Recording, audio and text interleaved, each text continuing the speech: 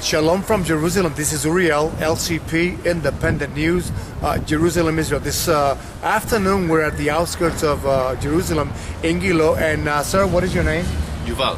Yuval, what do you think about the so-called Iranian threat that they're posing against not just Israel, but against the nations that are surrounding our region here?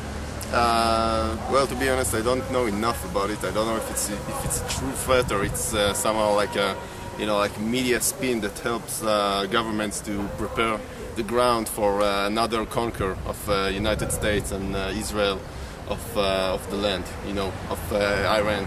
Kind of like what they did in Iraq, that they said that they have nuclear weapons, but they didn't really have any nuclear weapons. But that's something that they realized only a few years after they entered Iraq, and they never went out of Iraq, even with Obama now.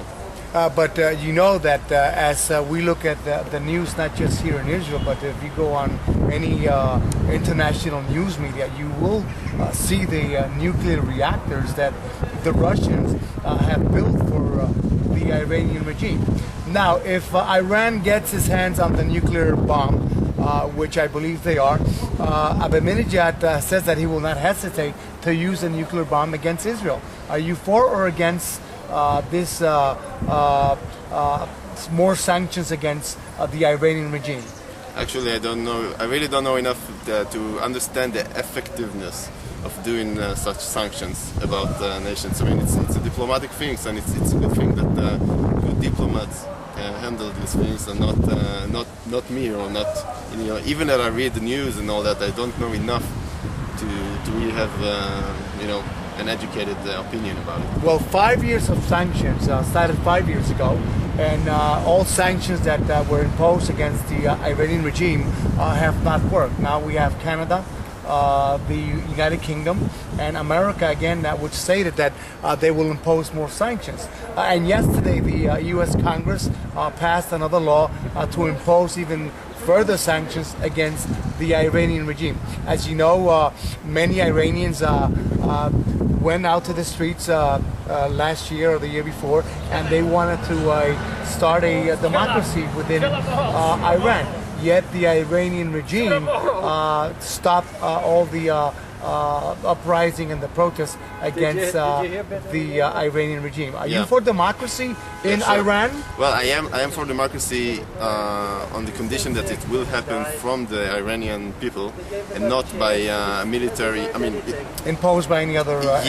Because usually when that kind of thing happens, then it's the best thing, because the people have more trust of their own thing and not of some American so-called colonialist.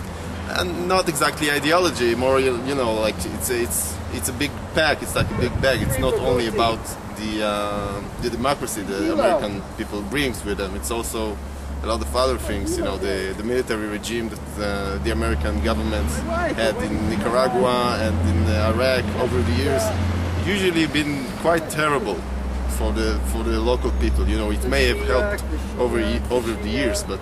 Now, one final question. What do you think about Abu Mazen and in Ramallah, him trying to negotiate a so-called peace agreement with Hamas?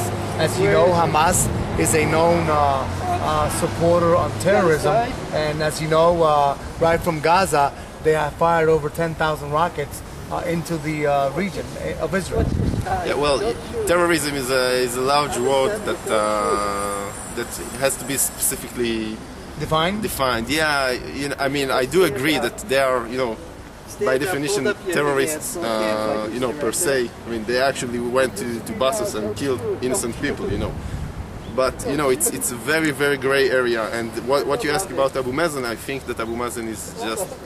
I tend to believe that his intentions are good, but he's really not the man, and he's weak, and he's not the kind of person that can have the entire Palestinian people for agreement with the Israeli people. Well, as we know, Resolution 242 of the United Nations resolution clearly states that there's no such thing as any agreements, because during the Oslo Accords, the Israeli government maintained every agreement. yet Yasser Arafat, when he came back, he did the opposite.